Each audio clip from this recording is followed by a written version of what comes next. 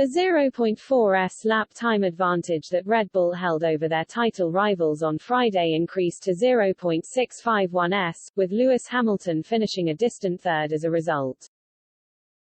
6.5 tenths, replied a forlorn-sounding Hamilton when told of the gap to Perez by his race engineer in the closing minutes of the session.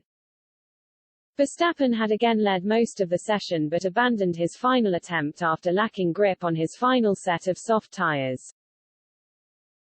That allowed teammate Perez to nip in for a quickest time of 1:17.024 to the delight of the large and partisan home crowd at the atmospheric Autódromo Hermanos Rodriguez.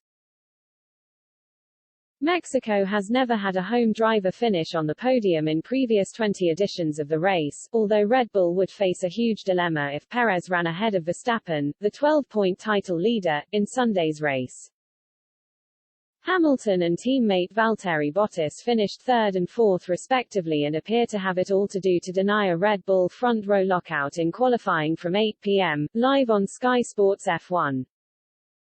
1 second adrift of the leading two teams, but Carlos Sainz's promising start to the weekend continued in fifth place for Ferrari ahead of Alpha Taurus Yuki Tsunoda and Daniel Ricciardo for McLaren, who seemed to take a step forward from a tricky opening day.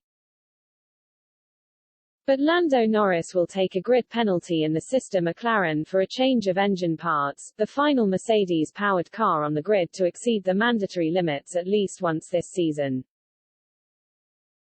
Engine changes for Alpine's Esteban Ocon were also confirmed during final practice, meaning there are now 4 drivers automatically heading to the back rows for Sunday's race start.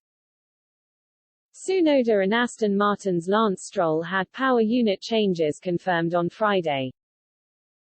Williams' George Russell, meanwhile, carries a 5-place grid penalty into qualifying for a gearbox change.